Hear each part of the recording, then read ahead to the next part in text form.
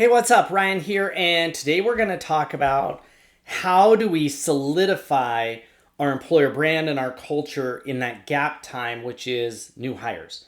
Now, you might not think about it that way. You might think about your culture as being culture and values, something that your employees who've been around forever are all about, deeply understand, etc., which is probably true. And that's probably where your culture, whether you like it or not, came from, is those employees who've been around for a long time. And clearly when it comes to brand, we think about using it in our ads, on our career site, etc. But that leaves this gap period of time from the time that we extend an offer to somebody to their first 90 days. And that can be anywhere from 90 to 114 days, whatever the case may be. And it's a vitally important time. Most organizations in that first 90 days pretty much do two things. They make sure we get our new hire paperwork done, and they throw them at the manager to figure out how to train them while he or she is also balancing everything else going on. And most organizations, let's just say it's not a great experience, specifically when it comes to their culture, their values, like their work experience, all that kind of stuff. You see, managers are very tactical. They want to train me on the tasks I need to do today in order to get them off my plate and get me so that I can do my job, right? And that's super important. And generally speaking, managers are okay at that, right? They're okay at making sure that I know how to do what they need me to do today, tomorrow, next week, next month. But what we overlook is that in order for employees to actually be really good at doing those things, and more importantly, to be able to make decisions and make gut calls and reactions and solve problems, they need to know more than just the tactical what I need to do.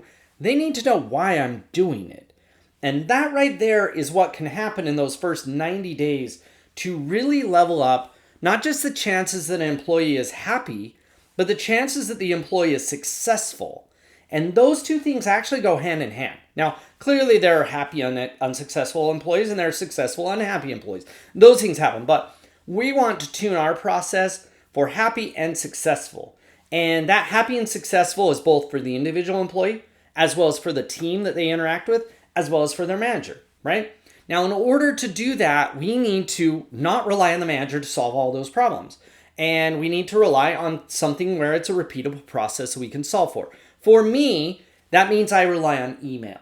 And the reason why I rely on email is because while it may not get as fast of a reaction as text messaging, it is not nearly as disruptive. And our employees do read their emails. It may take them a couple extra days, but they do. From barista to nuclear scientist, people read their emails, especially if you give them a work email. But so here's how I go about doing it. Number one, I start with the strategy up on top, which is, what am I trying to accomplish? Now, for me, it's not just about training them on how to do their job. It's about helping them have context about why. Where did our company come from? What is our industry all about? What are we trying to do? What's our mission and vision for the future of what we're trying to accomplish? And what's our plan to get there? Now, they may be playing this very small role inside this much bigger plan. But if they don't have clarity and they don't understand, and more importantly, if they don't think we care enough about them to explain it, then they're going to do exactly what we've told them to do. Whether you told them on purpose or whether you told them on accident, what you told them was, we only care about you doing your job and not doing anything else. That's why we don't tell you about anything else. It's a terrible situation to be in. It holds back their career growth, but more importantly, it holds back their ability to actually make the things easier for the other people on their team, for the people in other departments, etc. And so how do we do that? Number one, the strategy. We want them to understand our mission and vision. That's number one. Number two, we want them to understand the processes and the engine that we run to get to that mission, what the different departments do, what the different processes do, who they receive stuff from, who's impacted while they're doing their job, and who they hand stuff off to, and what both of those people or teams or processes do. Why they do it, what bad looks like, what good looks like, what success looks like, what failure looks like on both before and after them, and anybody during it. And now the way you go about doing this, once again, I said email. Once we have the strategy and we have the system, hey, we're going to send drip emails. Those emails are going to have content. Maybe they're going to have a link to a video or a podcast. Great, now we need the substance. We actually need the content.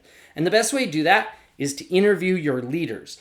Get them on Zoom, interview from the top down. Hey, I want to do this video one time. Help me to teach our employees, to immerse them in our industry, what we're trying to do, why we're doing it, what our vision is for the future, and how we're going to get there. Then step down into the manager's level, both before in the departments they impact and in their own department. Let's talk about the processes you guys run.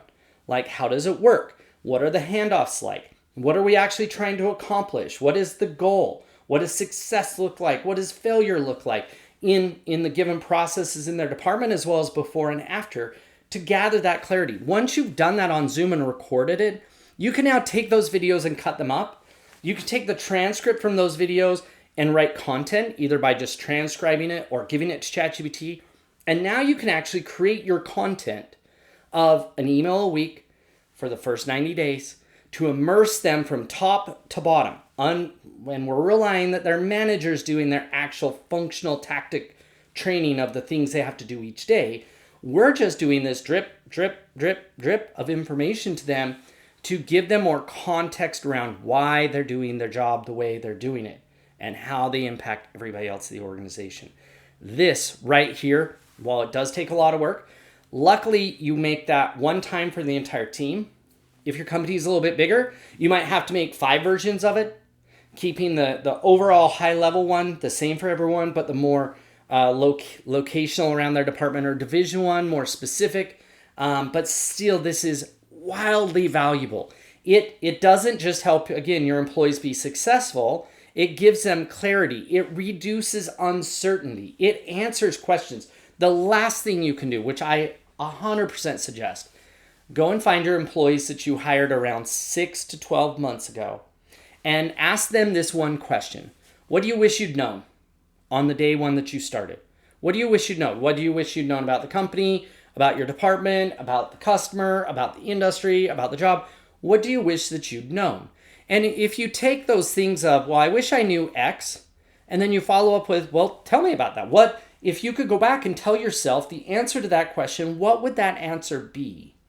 That right there is kind of the last part of the content that you're going to drip in there. So we started with the leadership team, then we went with managers, especially in those handoffs, and then we went down to the individual employee and we said, what do you wish you'd known? That gives us the ability to create a massive FAQ. You could take those questions that they wish they knew and the answers they give you, you could validate them with the manager, clean them up a little bit. You could segment them, whether they're generic for the whole company or specific for their division or very specific for their own individual team. But that right there is the most powerful thing in the world, is giving them this FAQ advice. So hopefully this makes sense to you. Our goal isn't just to capture new hire paperwork. It's not just to train you on the tasks that you'll do each day, but it's actually to give you context and clarity about why we're here and why we're doing this, about how your job impacts other people so that you can then do it in ways that will reduce the impact and increase the power that you give to the people around you. And that is what makes a happy and successful employee. Hopefully this made sense. If you have any questions, more than happy to answer them. Shoot them my way. Otherwise, we'll talk to you later.